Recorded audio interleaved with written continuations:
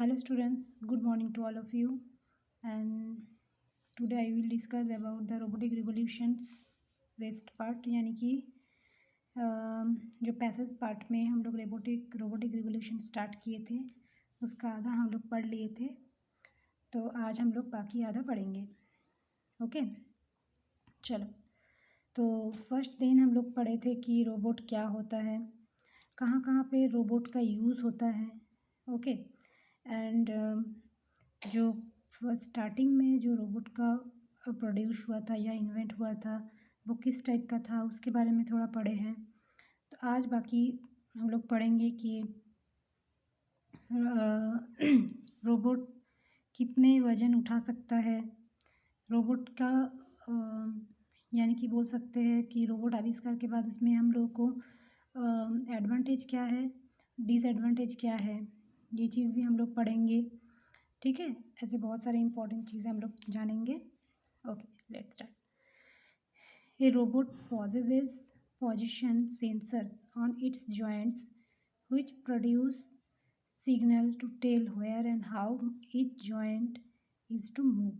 यानी एक रोबोट का जो सबसे प्रभावित जो स्थान रहता है वो क्या होता है, सेंसर्स। और वो कहाँ पे रहता है, ऑन इट्स जॉइंट्स। जो एवरी जॉइंट है, जो रोबोट की एक एक जॉइंट पार्ट है वहाँ पे सेंसर्स रहता है। Which produce signal to tell, और जो सिग्नल पैदा उत्पन्न करता है क्या, किस चीज़ के लिए, where and how each joint is to move, यानी कि कहाँ पे और कैसे मतलब जो रोबोट है उसको हलचले जो है कहाँ पे मूव करना है, ये सब चीज़ें सिग्नल देता है। ठीक है, programming a robot is known as teaching. ठीक है, ऐसे ही एक रोबोट को प्रोग्रामिंग करना जिसको क्या बोला जाता है, किस नाम से परिचित है, जिसको टीचिंग बोला जाता है। It all the movements that it will need for a particular job, जैसे एक एक पर्टिकुलर काम के लिए। ठीक है, डिफरेंट काइंड ऑफ जो वर्क या काम रहता है वो रोबोट करता है। तो डिफरेंट काइंड ऑफ जो जॉब करता है जहाँ पे जो ज़रूरत है उसको क्या बोला जाता है, उस प्रोग्रामिंग को टीचिंग बोला जाता है। ठीक है, the robot is taught by actually leading it through the sequence of moves it has to follow.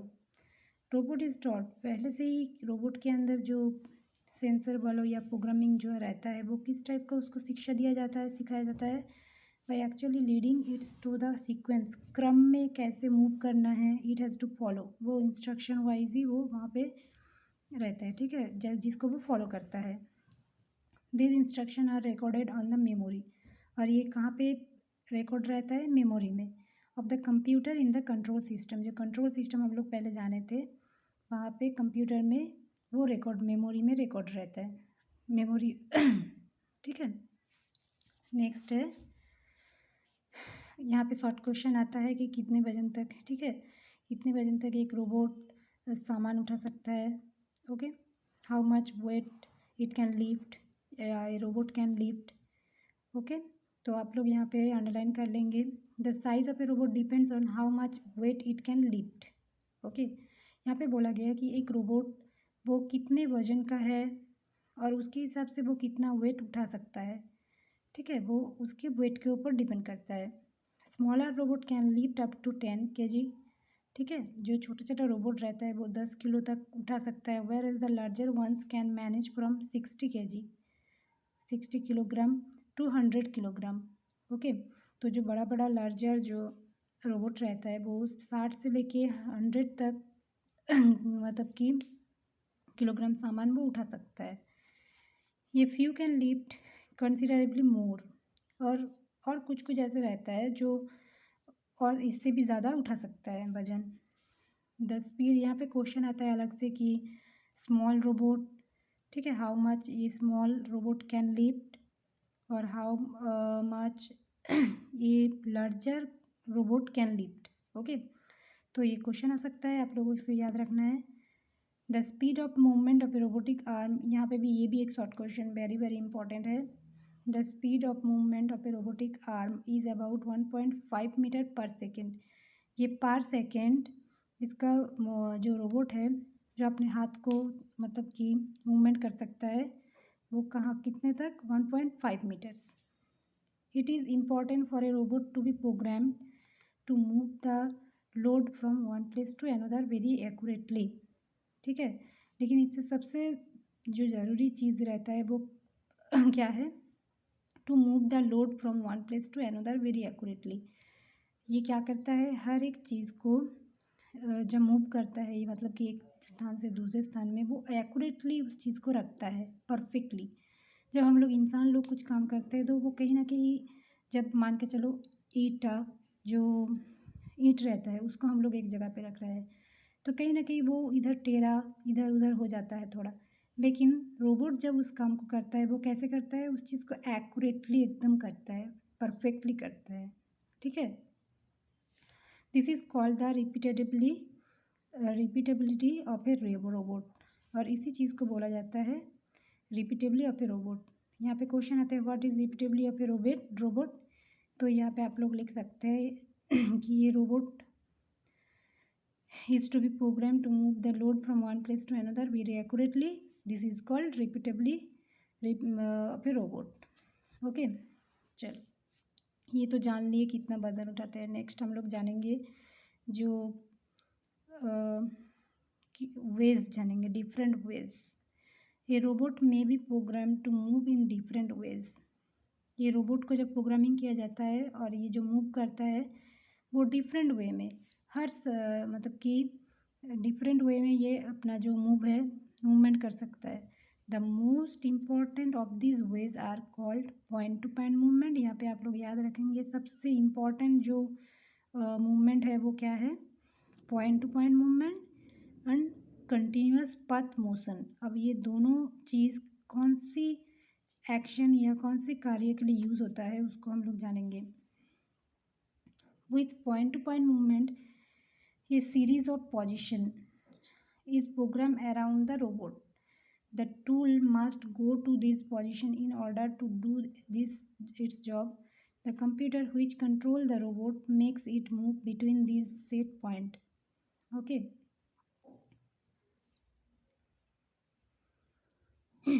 बोला गया था computer which control the robot, जो कंप्यूटर जो रोबोट को कंट्रोल करता है, make it move between this set point. अच्छा sorry, एक लाइन छूट गया. The tool must go to this position in order to do this its job.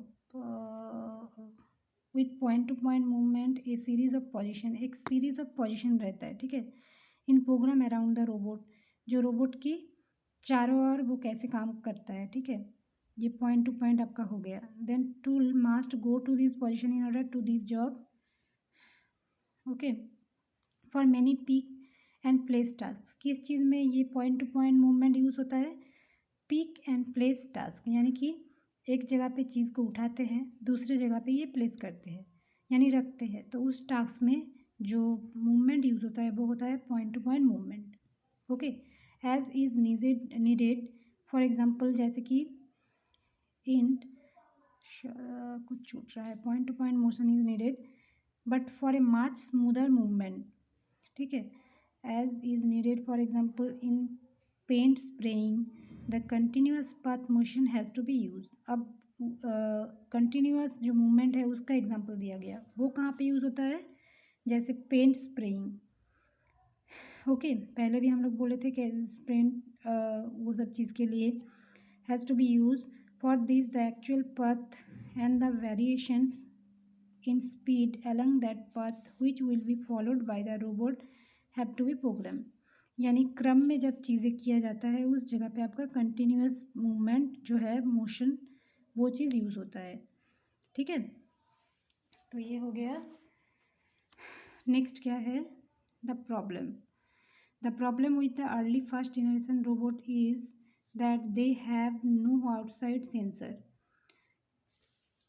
यहाँ पे बोला गया जो जनरेशन यानी कि फर्स्ट जनरेशन में जो रोबोट का आविष्कार हुआ था, ठीक है, या रोबोट का जो क्रांति जैसे भी बोलो हुआ था, उसमें क्या होता था, बाहर में कोई सेंसर काम नहीं करता था. जैसे फॉर एग्जांपल मैं देना चाहूँगी, अभी जैसे क्या है, हम लोग बाहर से कंट्रोल यानी कि रेडियो जिसको बोला जाता है अल्ट्रा वायलेट और ऐसे बहुत कुछ है सेंसर जो बाहर से हम लोग कंट्रोल कर सकते हैं, लेकिन पहले ये चीज़ नहीं था, ठीक है।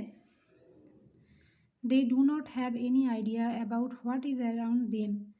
उस टाइम क्या था, कोई आइडिया ही नहीं था कि व्हाट इज़ अराउंड देम, इसके चारों ओर क्या है। For example, if a robot were programmed pick up a cup from a table, it would do so as long as it was in the same place. देखो बोला गया कि पहले का जो रोबोट का आविष्कार हुआ था उसमें क्या था कि रोबोट और program to pick up a cup, अगर उसको उसके अंदर ऐसे प्रोग्रामिंग किया गया कि वो एक कप को उठाएगा from a table, it would do so as long as it was the same place. वो एक ही जगह पे वही काम करेगा, ठीक है। The moment the cup was move to another place,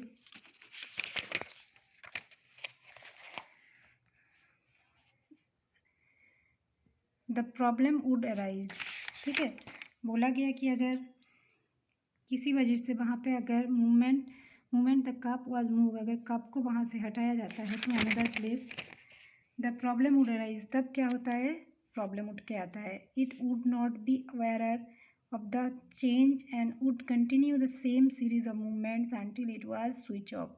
देखो उसको जैसे ही वो खुद से उस चीज़ को अवेयर नहीं थे कि वो उसकी मूवमेंट को चेंज कर सके और दूसरे जगह से उस चीज़ को उठाए, ठीक है। तो इस टाइप का प्रॉब्लम होता है। जैसे आप लोग रोबोट, एक फिल्म देखे हैं रोबोट के ऊपर, हिंदी मूवी है, वहाँ पे हम लोग देख सकते हैं कि कैसे मतलब रोबोट जैसे जान बचाते हैं, लेकिन उसको ये नॉलेज नहीं रहता कि जिसका जान बचा रहे हैं उस चीज़ को मतलब किस सिचुएशन में कैसे उसको बाहर लाया जाए, ठीक है। तो इस टाइप का आप लोग देखेंगे तो आप लोगों को समझ में आएगा।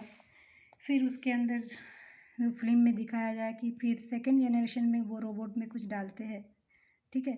तो फिर उसको वो नॉलेजेबल रहता है, वो अपने आप खुद काम करता है, उसको बोलने की ज़रूरत नहीं रहता है, इस टाइप का। देखो नेक्स्ट क्या है, what is needed is a robot with some front of artificial intelligence. एक रोबोट के अंदर क्या रहता है, some form of artificial intelligence, यानी कि कुछ कृत्रिम जो इंटेलिजेंस, बुद्धिमत्ता जिसको हम लोग बोल सकते हैं कि it is use in a computer to make it behave in ways that human beings recognise as intelligence behaviour. उसके अंदर ऐसे कुछ आर्टिफिशियल चीज़ें रखा जाता है जो मतलब कुछ ऐसे ही बुद्धिमत्ता कुछ काम करता है, ठीक है।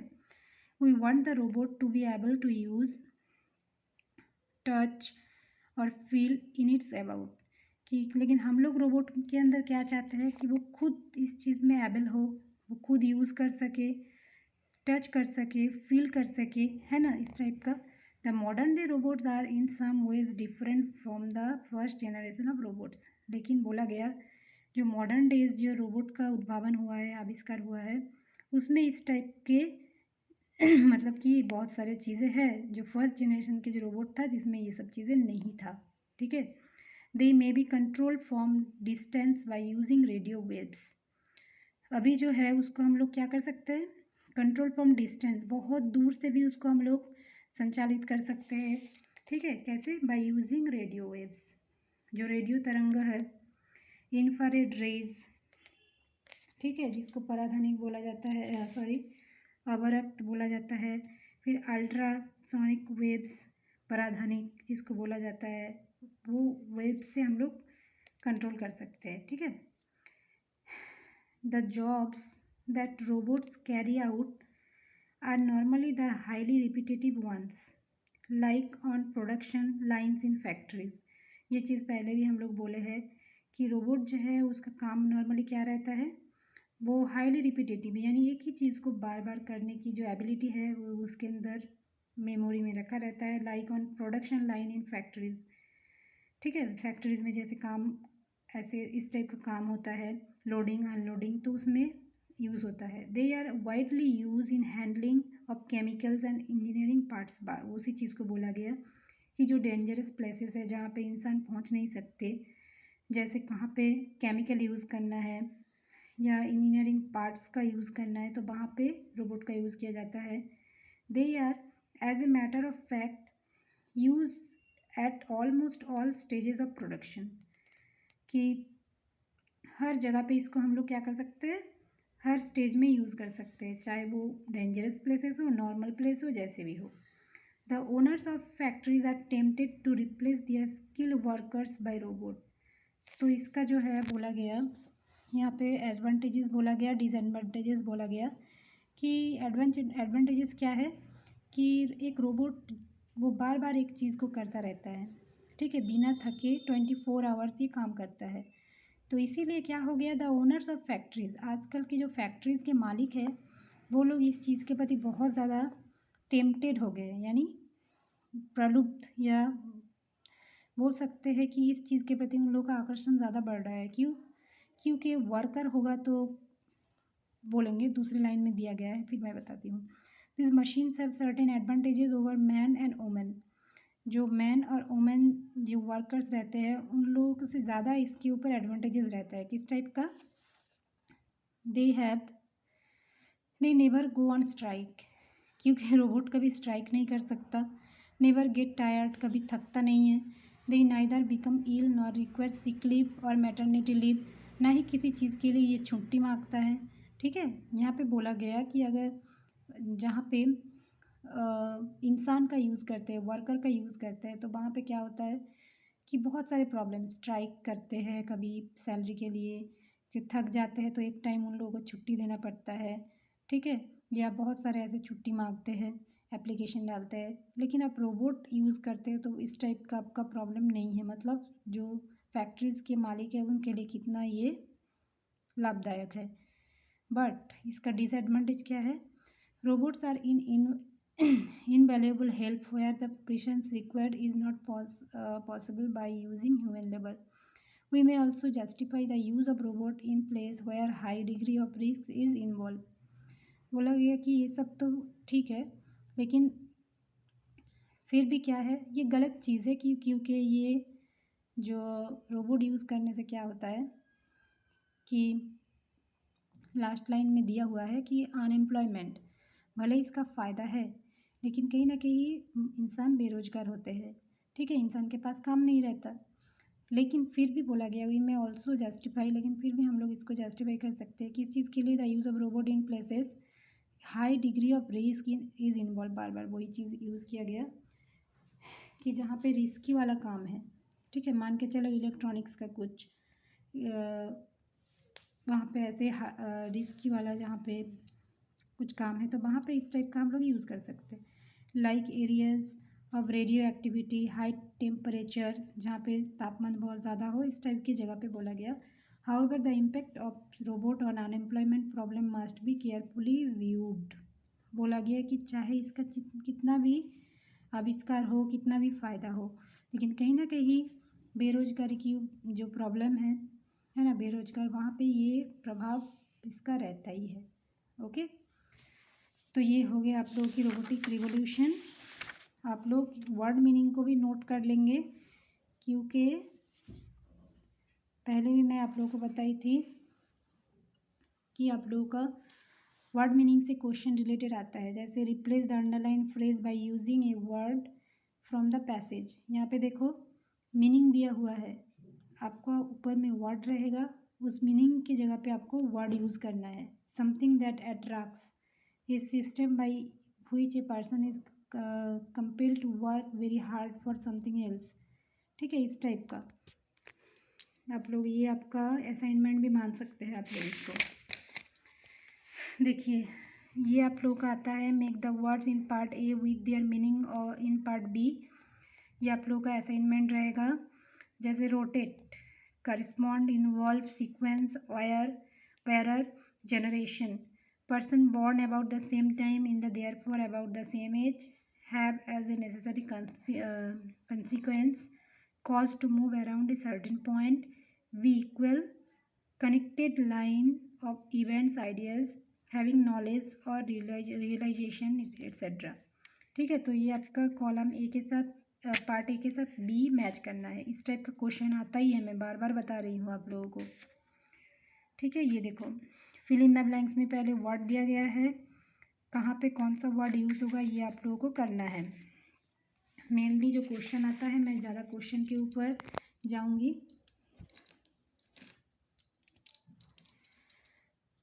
4-5 क्वेश्चन दी थी पिछला वीडियो में। आज हम लोग जानेंगे how does a robot manage an operation which involve more than one task like welding and spraying. ठीक है, ये क्वेश्चन है why is a robot provide with a computer, how many computer does the control system normally have. ठीक है, are they what are they called, what is a system supervisor, ये question आता है। ठीक है, what is mean by programming a robot, इसको क्या बोला जाता है। Where does a robot have position sensors, कहाँ पे रहता है। What do they precisely do, what is repeatability, इसको भी मैं बताई थी। Why do early first generation robot not have any idea about what is around them, जो टी कप वाला एग्जाम्पल दी थी वहाँ से आप लोग इसका आंसर ले लेंगे। Name the two ways point to point and continuous, ये two ways of robot programming to move. How is a modern day robot control, कैसे कंट्रोल किया जाता है। ठीक है, radio waves, infrared rays, ultrasonics waves, ये आपका आएगा क्वेश्चन, वेरी वेरी इंपॉर्टेंट है। रोबोट है certain advantage over man and women, what are they, इंसान से ज़्यादा जो रोबोट का एडवांटेजेस रहता है वो क्या है। ठीक है, अभी अभी मैं पढ़ाई, इसको आप लोगों को याद रखना है। Which are the places where the use of robot may be justified, कौन सी जगह पे रोबोट का यूज़ होता है। ठीक है, ये आपका हो गया। और इस टाइप का भी आता है, कभी कभार एक्सप्लेन करना रहता है, एक वर्ड रहता है उसको आपको 5-6 सेंटेंस में एक्सप्लेन करना रहता है, ये लॉन्ग क्वेश्चन में आता है। डिग्रीज ऑफ फ्रीडम, ठीक है, इस टाइप का आप लोग देख लेंगे। ठीक है, लेकिन मैं बार बार बता रही हूँ रोबोट से आप लोगों का 1-2 क्वेश्चन मिल ही जाता है, तो ये शॉर्ट क्वेश्चन आप लोग ज़रूर पढ़ लेंगे। Match column A with B, ये भी आता है। ओके, और इसी के साथ हम लोग का रोबोटिक रिवोल्यूशन भी ख़त्म हुआ। For today's video, thank you.